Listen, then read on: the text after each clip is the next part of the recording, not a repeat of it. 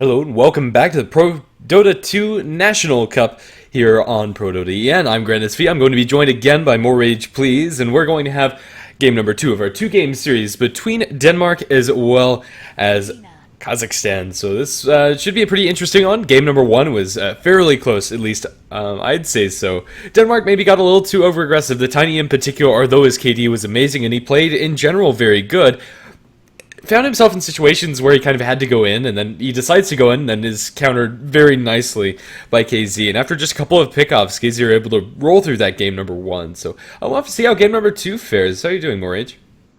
Doing well. I'm a little interested to see that the Wyvern ban comes out first phase from Denmark. I mean, they did have some pretty impactful Winter's Curses last games, but I'm not sure it was worth a first phase ban. And in light of that, they do hand over the Lina to Kazakhstan's hands. So I mean, the way that Sakura played in the mid lane on the Wind Ranger last game, I'm sure she'll be just as effective on the Lina. So we'll see how they fare. But once again, we're going to go for an early Darkseer pick alongside the Earthshaker on Denmark's side. This game, I think it's a little bit less attractive to go for that Earthshaker Darkseer opening, since you are going to be giving away such powerhouse heroes like the Lina, like the Tusk. Although Earthshaker and Darkseer are no slouches in their own right, I think they're only good if you get a good combination with them. If this was like a Winter Wyvern Darkseer opener, that's amazing. If this is like Earthshaker Shadow Fiend or Earthshaker Lina, maybe even more so, it's really good. But just by themselves, they're kind of mediocre. We'll have to see how they build around them, and maybe it'll still work out for them. And what they do bring to the table is a lot of control and a lot of AoE disable, massive amount of wombo combo, but they kind of need something else. Yeah, just a couple of stable laners, I suppose. Earthshaker looking to secure their mid lane. We'll see if we see the SF ban. Of course, Lina can spam out the wave just as effectively as the SF can with the raises. So not sure that the Radiant side is necessarily scared of it. We will see the Techies ban out of respect once again to deny up that Tusk Techies combo from Kazakhstan. But Denmark a little bit afraid of that. It seems like in both games they've been very heavily focusing their bans on supports, and that's been giving pretty much free reign to Kazakhstan in terms of what they want in their core roles. And already having the Tusk Lina is a very strong opening for them. So look for them maybe to pick up a couple of supports here, leave their safe laner to the end, as there will be a lot of definitely safe laners that they're comfortable with still open in the pool by virtue of these bans. I think the safest pick here is Rubik for the KZ side, although maybe it's not the flashiest of heroes. If you can get an Earthshaker or Fissure Steel, that's already in and of itself enough to warrant the pick. And Instant Fissure is absolutely amazing. Gives you so much zone control combined with the likes of the Ice Shards too. The fights are going to be really hard for Denmark to move around inside. So that could be on the radar, at least for their team. But even though we're probably going to see Tusk into the offlane and Lina towards mid, there is a lot of flexibility. Tusk and Lina could function as a supporting duo, or either one of them could be picked up as a support. But yeah, it looks like it's just going to be the Rubik here. I think that's probably the best pick. Even in lane against the Darkseer, can very easily kill the Darkseer if you get the telekinesis after the surge. The timing there is not always easy, and you would like to ideally have somebody that can capitalize on that lift a lot to secure that kill in the safe lane. Ideally a gyrocopter, although that's not an option in this game. But something in a similar vein. Yeah, I mean, they have a couple ways to deal with the Surge if they go aggro try. But as you alluded to, just too attractive already for them not to pick up this Rubik with the Shaker on the other side. Darkseer also a pretty damn decent kit for their Rubik to be taking as well. So they could run an aggro try around the Tusk with this Rubik +1 with a little bit of an aggressive support, maybe something like a Witch Doctor. Perhaps they go for something. We've seen Lion picked up in the National Cup more than I've seen it picked up pretty much in the entire patch in a single tournament. So maybe they opt for that. But either way, expect a core to come out here for Denmark. Maybe something towards their mid lane, as more than likely the mid lane has already been revealed for Kazakhstan. Queen of Pain banned out at this point. Leshrac, of course, banned out as he has been in every single game. Anything that stands out to you towards the mid lane? Storm Spirit or Windrunner, at least for me, would be the two. As far as how the lane matchup is concerned, Windrunner would definitely do a lot better than the Storm, but as far as the game is concerned, that long-range initiation could be really good. Instead, they're going to pick up a Visage. This is going to be a decent amount of follow-up to the Vacuum. Vacuum back into Bird Stuns is pretty good, but in general, just a solid support to have on your own. Even though the enemy mid laner has already been shown, it's probably safer to hold your cards as long as possible. Right. It's a little odd for me to see the Darkseer pickup and then the Visage. I mean, maybe this is just something they're deciding on at this point up against the Telekinesis. They want to have that defensive capability of the drop. But I feel like, I mean, they've run Clockwork. Every team has run Clockwork thus far in the tournament, and combos up a little bit better with the Visage. But either way, they're going to pick up the Storm Spirit on the other side. So a little bit of a deny pick coming out from Kazakhstan. Looks like it'll probably be a safe lane Storm Spirit unless they run that Lina in a support role. And Lina's definitely no slouch in a support role, so they could still opt to pick up a hard carry for the one position in this last slot. But either way, still a pretty well-rounded lineup from Kazakhstan. Instant anti-mage counter or response coming out from Denmark. Of course, anti-mage does very well against the Storm Spirit late game. So we'll see if Kazakhstan even allow Denmark to make it to that late game phase. Yeah, I think the plan here for KZ is just to ramp up the aggression as fast as possible, because as you said, Anti-Mage is going to get to a point where it's almost impossible to play the Storm against the AM, and although Lina can scale as far as supports are concerned, I think the timing window that KZ want to hit is before Earthshaker has Blink, before Darkseer has his major items up as well, and before Anti-Mage is completely online. There is going to be a pretty gaping hole inside Denmark's defense for probably about 5 to 10 minutes in this game, where they can start just barreling down and taking down towers. I think you're right on the call that Lina's probably going to be played as a support this game, but it looks like Denmark are going to prepare for a Chen. That could have functioned reasonably well as a support if they wanted to run both the Lina and Storm Spirit as cores, but I'm kind of feeling something like a Bloodseeker here for KZ.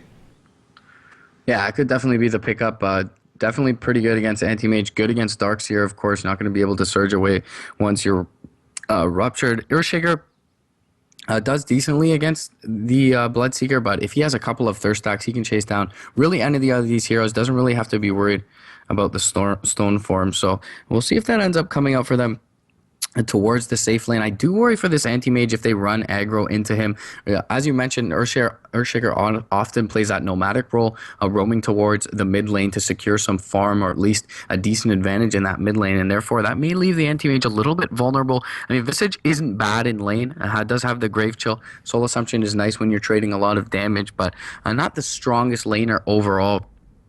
Does have some decent base damage, but can't really babysit the anti-mage as well as they would want it to. So I wouldn't be too surprised to see an aggressive tri-lane being run here. And maybe for that reason, we see somewhat of a self-sufficient safe laner. And Bloodseeker certainly fits the bill with the Blood Rage able to heal himself up.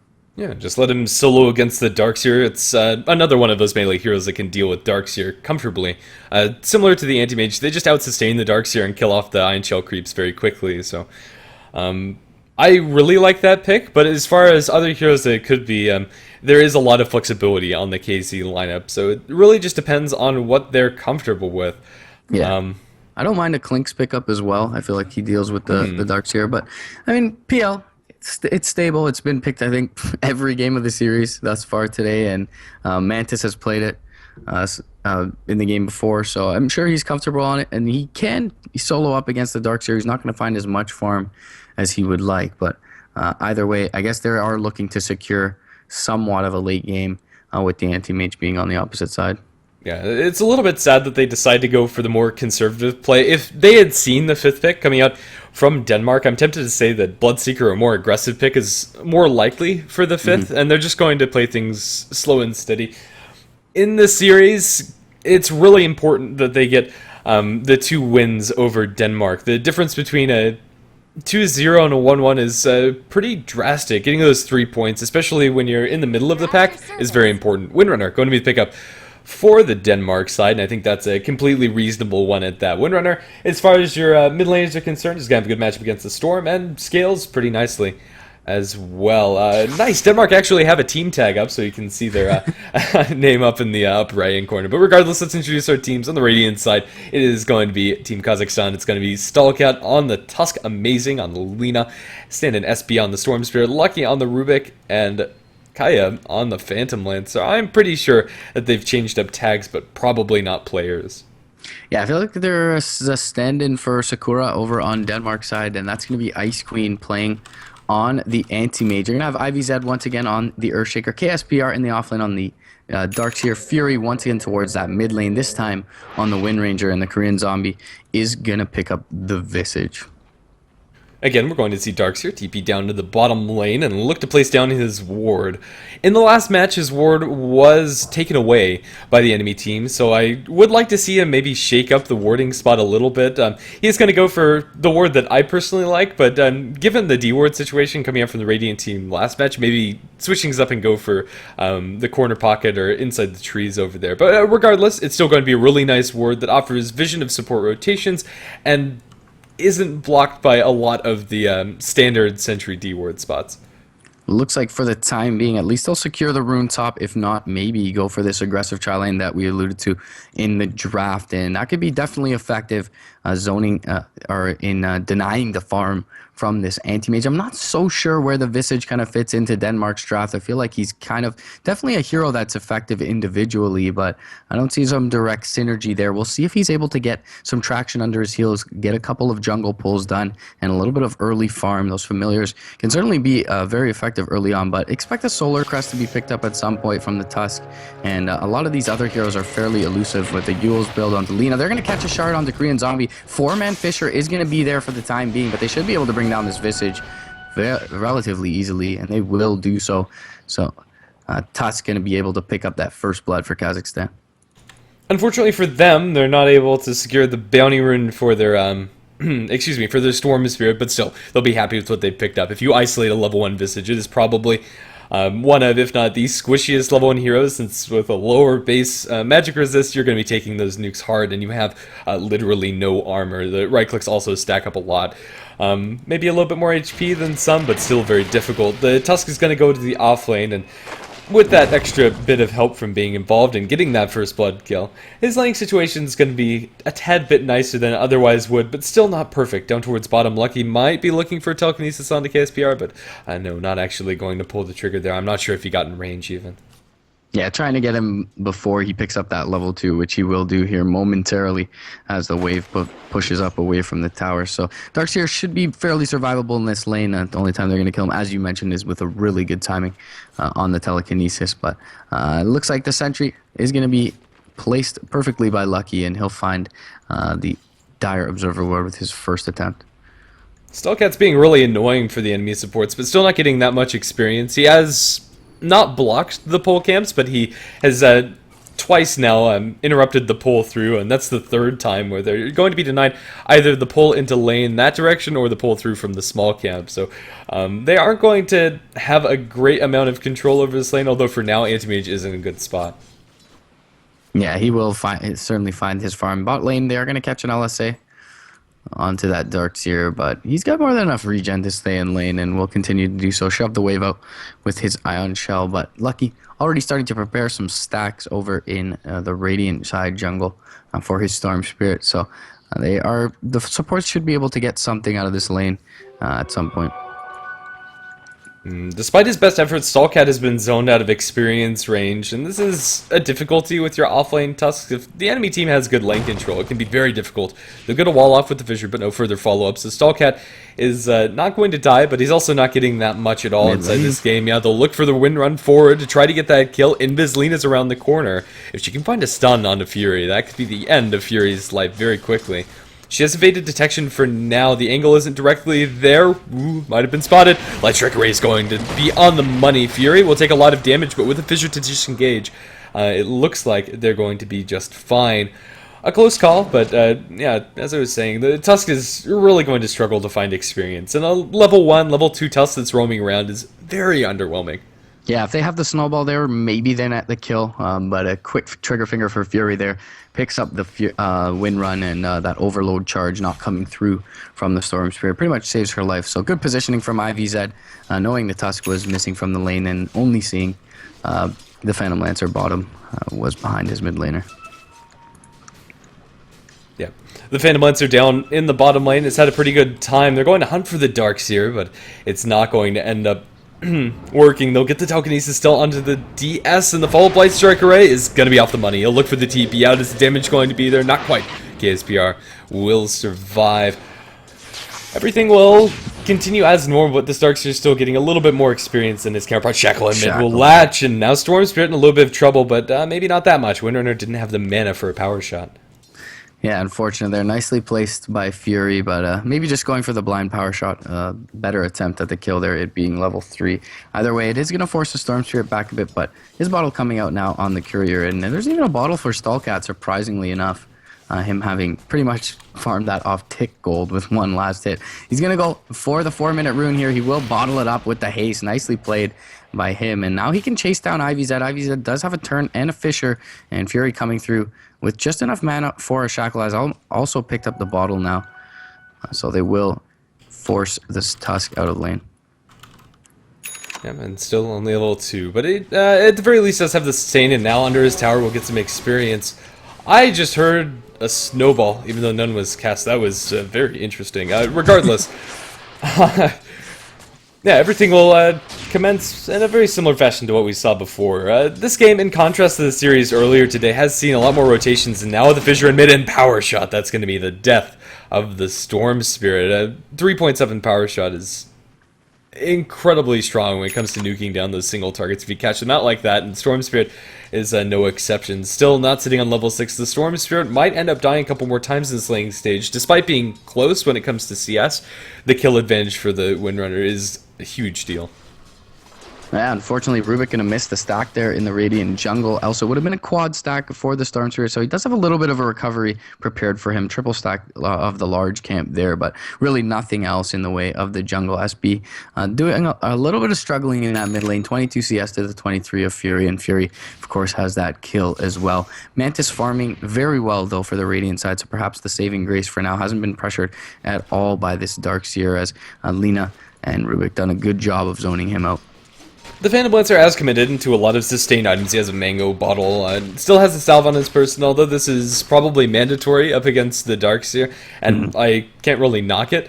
It's not going to accelerate his farm as quickly as the likes of the Anti-Mage, who really doesn't have to stop by for so many of those small items, just treads straight into Battle Fury, probably. Yeah, he hasn't been pressured at all, and I mean that's the virtue of having a Darkseer over a Tusk in your off lane. Really, Tusk shines when he's being accompanied by at least one other hero. So all by his lonesome can't do much. He's gonna be Grave Chilled up top. He's gonna expend his Ice Shards, and now he's gonna be blocked off nicely by IvyZ. But he catches vision of IvyZ and is able to snowball to the low ground. Blink forward though with the Soul Assumption, and even the rotation in from Fury with the power shot. They'll bring down the Tusk for the first time in this game, surprisingly enough. He will drop, though, before even picking up his level 4. Yeah, the snowball usually is going to keep you safe in those situations, but the amount of mobility coming out from an Anti-Mage, and also with the stupidly long range on power shot, with Fury being able to contribute there, is going to make things a little bit more difficult. My sound is bugging out. I'm hearing sounds out of queue, so I'm not sure what's going on with that. But regardless, hopefully everything will sort itself out. 2-1 is our kill score, and it feels like Denmark have a slight advantage, although it is only slight. At this early stage of the game, it's really hard to call it, and yeah, just about 1,000 experience advantage is the most significant that we've seen for a while. Yeah, we'll see if SB, now that he's picked up Ball Lightning, is able to do a little bit of recovering. They've tried to stack this camp again and failed at the 7-minute mark, but still a triple stack in the large camp for him to farm up. Level 2 Remnant and 3 Overload. Maybe he picks that up, picks up his level 7 and gets a point in Vortex and starts to look to make things happen. They have Telekinesis and LSA on top of that, so they should be able to find a kill on pretty much any target as long as they find him alone. SB going to jump towards that mid lane. And not going to look to farm up the jungle just yet. Does want to pick up this wave before doing so. The Windrunner, though, already level 8.5 is looking like a difficult kill, to say the least. Yeah, even with only 1 point in the Windrun, a lot of the damage is reliant on them getting auto attacks through Storm Spirit, although Overload is a lot of magical damage. He needs to be able to hit the Windrunner to secure that. Power Shot's going to clear up the creep wave, and although she'll take a little bit of damage here, yeah, as you said, it's a very difficult kill, and the chances of Windrunner dying are pretty darn low. Chase for the top rune is going to be won by the Dire team. They'll secure a double damage rune for Fury to give him that little bit of an extra edge. Yeah, look for perhaps her to rotate up to the top lane and look to take out a tower, or maybe just pressure the mid lane as they perhaps see the Storm Spirit rotate towards that bottom lane. SB still, once again, going to return to lane, though, not looking to get active, not looking to jump into the jungle just yet. Maybe waiting for some levels on his supporting cast. The Tusk looking to pick up that level 6 fairly soon, should be able to do so. Korean Zombie has been given some space now in the lane as Ice Queen's rotated into the jungle with his Ring of Health and Hatchet. And they're going to look to maybe get their Visage a little bit of early farm and get out an early set of familiars. Yeah, or maybe even early medallion. Depends on how much they want to commit. Despite the early game going pretty well, ooh, double damage rune Windrunner looking for bottom lane. If she can latch a Shackle, this is a dead Phantom Lancer, and the Shackle is going to latch. She doesn't have Focus Fire skilled, so maybe Mantis is able to survive, although it's going to be close. She has another Power Shot cooling down in 3 seconds. Then let's see if it's going to be on the money. She's going to be forced away and will back off safely. Interesting that she opts for the extra point in Shackle over the extra point in her ultimate. I'm pretty sure Phantom Lancer dies should she have had Focus Fire. Yeah, 2 points in Shackle, generally speaking, should be enough at level 8. But, I mean, often we see the ultimate. Yeah, we often even see 1-4-1 with the ultimate. So, it's a little odd to see Fury go that route. But it was a nice Shackle nonetheless. Unfortunately, it doesn't pay off. SB going to be able to farm up the jungle now, finally, and that'll give him a good influx of gold. He's got about 700 at this point, but more importantly is sitting on level 8 and now has that point in the disable to start making some moves towards some ganks. Nice. Well, as far as this game is concerned, the Darkseer has slowed down a lot. After being able to apply pressure in the lane early on, has been almost completely zoned out. Constant spam coming out from the Phantom Lancer, and the threat of supports killing him off has made it to where this Tusk is now sitting at a pretty sizable advantage over KSPR. Although that bridge is, or that gap is going to be bridged by the fact that he's going to take some stacks inside the woods with Ion Shell. Still, the Tusk has managed to come back into this game nicely after a couple of lapses in lane control coming out from Denmark. Yeah, all things considered, definitely a very admirable recovery. And for the next minute or two, he's going to be a lot more useful on the map than is the Darkseer. There's going to be a 3-man smoke, though, from the Dire side, and they see at least one hero in the mid lane being the Storm Spirit. They're going to play a little bit cautiously now and throw it down a deep, aggressive ward. Love this ward at this point. It's going to scout the Lina, it being daytime. And we'll see if they make a maneuver. They're going to drop a sentry as well. But perhaps just waiting for the Storm to come and farm up the jungle. They actually smoked behind the tier 1, and this was probably scouted by the Dire, but not pinged out just yet. I'm not sure if they were paying that much attention. They were walking towards the edge of the word vision while that's happening, and maybe, just maybe, this gets them a kill onto the anti-mage. Big rotation coming out from them, and Ice Queen in a lot of trouble. Zip forward, the snowball is going to be a little bit late. He's still not able to blink out, however, right into a Light Strike Array, back into the pool. The nuke damage is enough, and Storm Spirit will draw himself a kill on the enemy anti-mage. Yeah, and that's a perfect rotation. That's exactly what you want from the first rotation out of your Storm Spirit, albeit perhaps a little bit of a late one. They do really overlap their skills just perfectly there, able to bring down the AM, and the blink animation just a little bit too long. Unfortunate there for the Dire side. He's even got 4 points in the blink, so a little bit of a defensive build there, and not able to escape the grasp of the Radiant side. So well played by them, and they give Stalkat some space now towards the mid lane, and he's going to pick up a level 7 soon. Maybe find some item progression here, which he hasn't really been able to find at all 12 minutes into this one.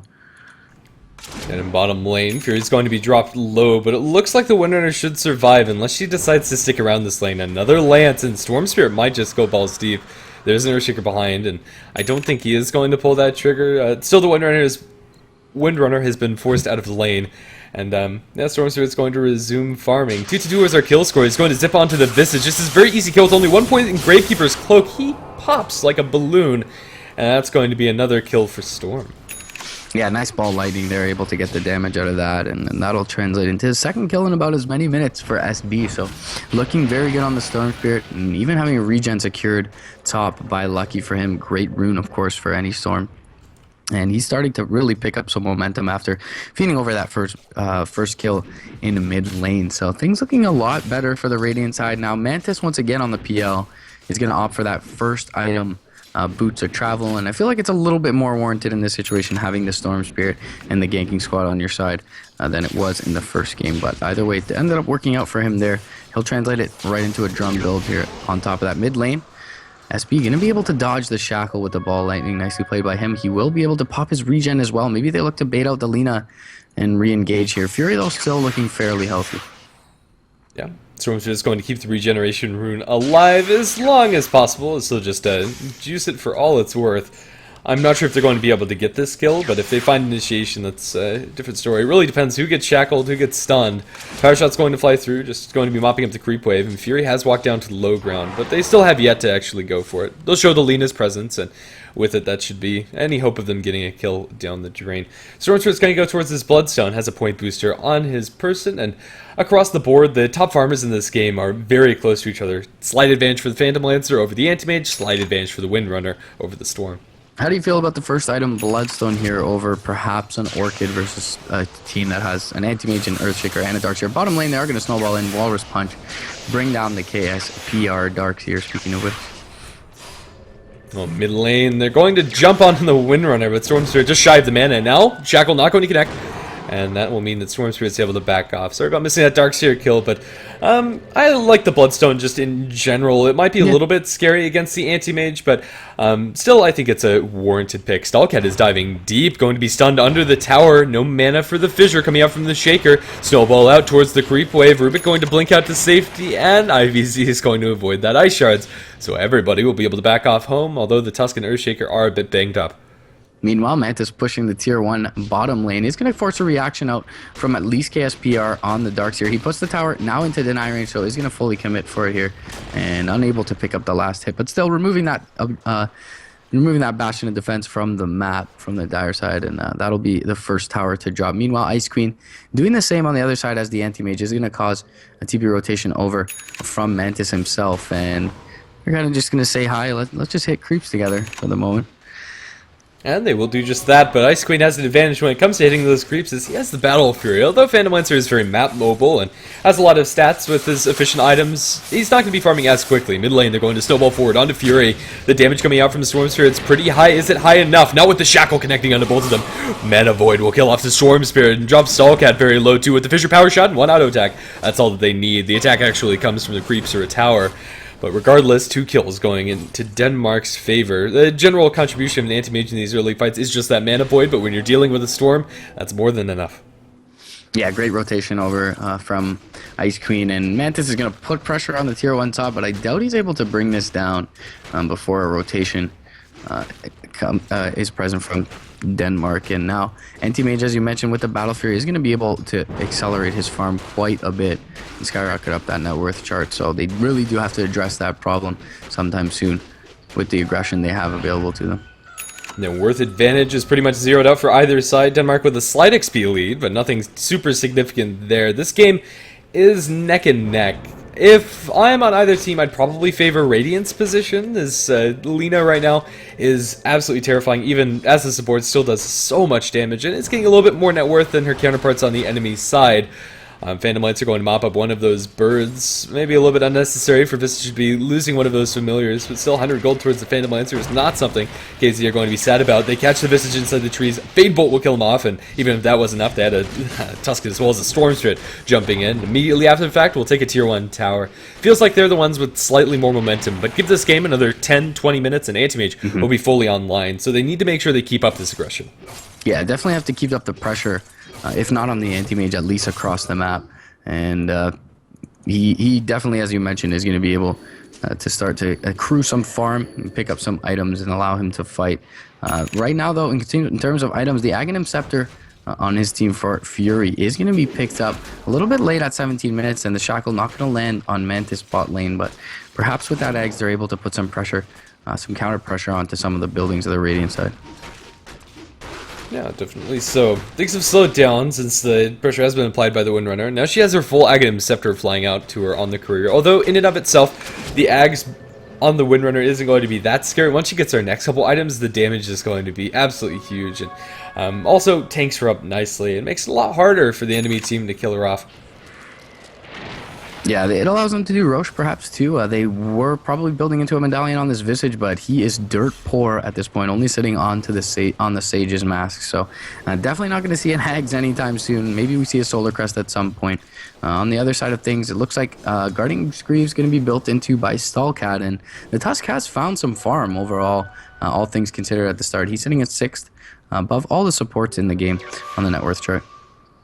still a little bit behind the Darkseer, even though the Darkseer did fall behind and is still behind when it comes to experience. He does farm faster. Snowball down towards bottom. Light Strike ready to follow up, and Fury's in a bit of trouble. They try to get the Earshaker in position. He'll get a good Echo Slam onto 2, but it's already too late. The Windrunner has already died, and now the chase forward into the trees for IVZ with a Doppelganger, with another Spirit Lance. The Earshaker's in a lot of trouble and will die. Anti-Mage going to blink forward. They have a Mana Void at the ready, a level 2 Mana Void at that. Snowball Void by the Tusk is going to buy him some space, and they decide not to pull the trigger. So the end tally is just 2 kills going in the favor of KZ. Yeah, nicely played by the PL there to fog the AM for that little bit, and then once he was in position to be mana voided, wouldn't be quite enough to bring him down, and there was enough of his teammates nearby for Ice Queen to think better of it. SP going to be able to ball himself out mid, has 2,600 gold in addition to that point booster and the soul ring, so is very close to completing up that Bloodstone. He's a couple hundred gold for that recipe and should be finished. Yeah, reasonably timed Bloodstone. Not the fastest, but then again, not the slowest. And compared to his counterpart on the enemy side, is farming reasonably. So that's going to help them a lot. It's still not the end-all be-all. Bloodstone alone on the Storm Spirit is not going to save his life in a lot of these fights. He's probably going to need Lincoln's BKB somewhere down the line before he feels really comfortable committing, and even then, a Mana Void, although if he has BKB won't kill him, it might kill all of his teammates if he's not careful. It is a really good Lincoln Sphere game for SB, so maybe that's the one saving grace. Pops quite a few spells that can be potentially fatal to him. They will find the Lina in the bot lanes just to support Lina at the end of the day, but it's a nice pick, and it stalls out that Yule Scepter, which is a little bit more catch for the Radiant side. Reshard's going to be just wayward of IVZ, but the Snowball will be there, and a big zip as well. Fish are going to come through 3 and do a lot of damage, and that'll force SB actually out, and using most of his mana pool. Power Shot won't be there, but the Spirit Lance comes from the south to bring down the Earthshaker, and now Mantis also trying to chase down KSPR. He has no mana left, and the one last lance will bring him down. Mantis, though, going to be shackled up, but the shards will keep back the rest of the Dire lineup. They'll blink forward. They'll find him with the focus fire. PL going to go down. It's a 4-2 so far. The Storm Spirit not able to get involved, though. I'm going to jump out early, and now Lucky in a lot of trouble. Shackle going to latch from range. Mana Void is there onto 3 and does quite a bit of damage as well. Snowball going to keep them safe for now. The Earthshaker goes down in the meantime, and now SB returns to the fray to bring down the Anti-Mage. Fury is completely out of mana, so the zip forward from SB should be able to net him a kill. He waits for the wind run to expire. Nicely played by him. A couple more right clicks will be there, and overall it ends up being a very good engagement. It was like a 4 for 3, I think, overall, going the way of Kazakhstan. The big winner in that last fight is the Storm Spirit. Although it starts off in a very slow fashion, he tries to go for his initiation, he uses all his mana, has to get out of there to safety. Once he's able to rejoin, after he gets some mana back in base, he finds himself 2 Bloodstone charges instead of dying. A big part about that is that Anti-Mage did use his Mana Void for the Rubik, and since Rubik was so low in mana, I think it was probably the right choice, given that situation, but it does free up Storm Spirit's fight a lot, so he's going to be really happy with that last turn of events. Phantom Lancer, maybe not as much, since he did go down, but still that was Phantom Lancer's first and only death this game. So yeah, I think as a whole the KZ side are going to be pretty happy with the state of it. Yeah, definitely. SB pushing in the bot lane as well, and Mana Void at the ready for Ice Queen, but don't feel like he wants to jump forward just yet. IVZ waiting in the wings, does ping out SB as they do have that Cliff Ward available to them in the Dire off lane, but Storm Spirit can be more than safe at this point. Meanwhile, in the top lane, they take down the Visage, who was finally finding some space after that fight, farming in the top lane. He does buy out his medallion before going down, but regardless, he's going to be brought down for the 5th time in this game.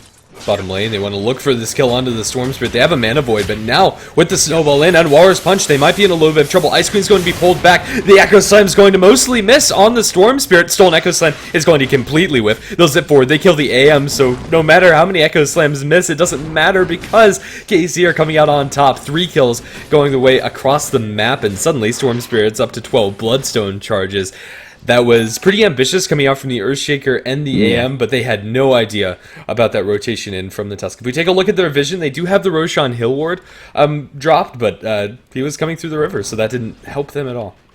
Yeah, still, I mean, jumping forward for a Storm Spirit with an AM Earthshaker in front of a standing tier 1 is always perhaps a little bit overzealous, and it's going to cost them a couple of deaths and their tier 2 in the offlane. So momentum heavily now shifting in the favor of the Radiant. SB Gonna cancel a TP top along with the Phantom Lancer and continue the push for now in this bottom lane. Anti-Mage, after dying twice consecutively, has really lost a lot of momentum in comparison to the Phantom Lancer, who's been involved in a lot of kills. And although the Phantom Lancer himself is not very survivable right now, he's doing so much damage with just the raw amount of agility that it has, plus the Diffusal Blade burn. So, yeah, this is really slowing down for Denmark, and not in a good way. It's not like they're getting space to farm, it's really just grinding to a halt.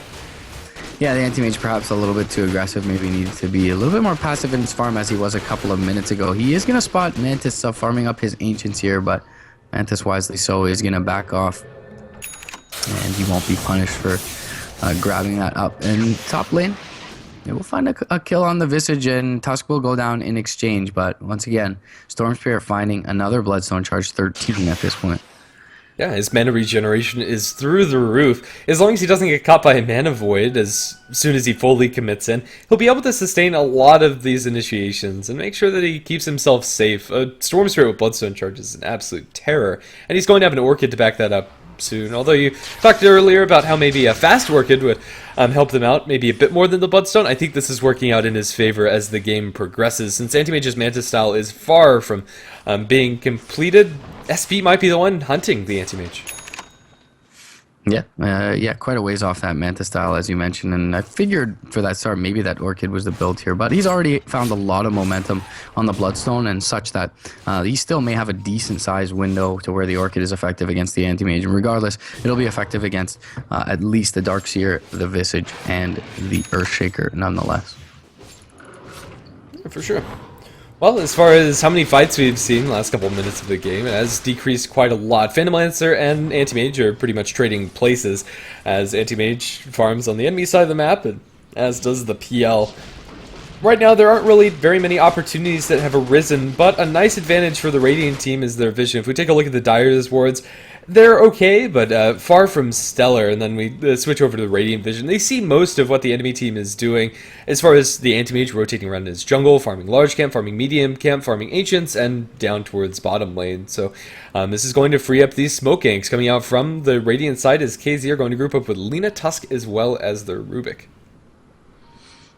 Yeah, we'll see if they're able to find anything off this. The Stallcat does now have the full Greaves as well, so that's definitely going to help them out in the team fight. Lucky is going to run into Fury. He's going to pop the Rin run right away. Blink forward from Lucky, trying to body block him up. Baits out the Shackle. He steals the Shackle. It's not going to latch, however, and the LSA is going to land, but the turn has already come through with the Vacuum Wall. IVZ looking for someone. Lina gonna get low, gonna be blown up. Echo Slime is solo onto Mantis, and the Shackle not gonna land on the main PL. The Storm Spirit now coming through, zipping forward, bringing in Fury, bringing everyone fairly low and still fighting. Not sure why SP zips out there, but he returns and comes back for another kill. Anti-Mage down along with the Earthshaker. Lance gonna finish off the Wind Ranger as well, and they've only lost to Lina so far with a Diffusal Blade charge. They'll bring down the Visage, and it'll be pretty much a full team white. Darkseer, the only one to make it out. Mantis on the PL with a triple kill in this one, and the Wave is joining them soon in this top lane. Although that first stolen Shackle wasn't on the money, Rubik eventually lines it up perfectly. He catches out, I believe, the Anti-Mage and the Visage. I'm not sure about the secondary target, but I know for a fact that Anti-Mage was shackled, and that stun was absolutely backbreaking. It was the reason why Storm Spirit tried to bail out. He didn't want to get mana voided. It wasn't committed yet, so he needed to play carefully, but he was completely subdued. Well played by Lucky, and now they'll mop up a couple of kills inside the enemy base. Really, when you're down that many euros, you can't afford to show yourself when you're dealing with such long-range initiation like the Storm Spirit's jumps. He's at 18 Bloodstone charges, and although the Anti-Mage had buyback, he didn't want to commit it at all, and it might cost him a melee barracks in bottom lane. Yeah, really nice play overall from Lucky, even jumping forward there to still be in range for when he stole the Shackle with the Blink before stealing it. He also has the Force Staff, so as you mentioned, really good range of initiation here. Orchid going to be popped onto Fury, and he's going to be melted before he can get anything off. Now Yule's up onto the Anti-Mage. Are they going to follow it up the two-man LSA? Dragon Slave through, the Earthshaker going to drop the Shackle as there. Laguna Blade onto the Anti-Mage. He's able to blink out to the north, or out to the west, but brought down, doesn't even get the mana void off. Everyone down, and good game, well played, called from Denmark. Two very convincing games from Kazakhstan. They started out both pretty evenly. If we take a look at the net worth graph before the game actually ends, for the first half of that game, it felt like Denmark were in their groove. They were farming up on the anti-mage. Everything was working pretty well for them, but they never transitioned that okay amount of farm or even amount of farm into an advantage. And really, it felt like both of the drafts, KZ were a little bit more explosive once they found those couple of advantages. It was a close game. I don't think you can say it was a crushing victory or anything of the sort in the favor of KZ, but definitely a well-earned 2-0 victory, which will net them 3 points inside their group, and I believe that was the first game played in their group, so this is going to make them feel very comfortable.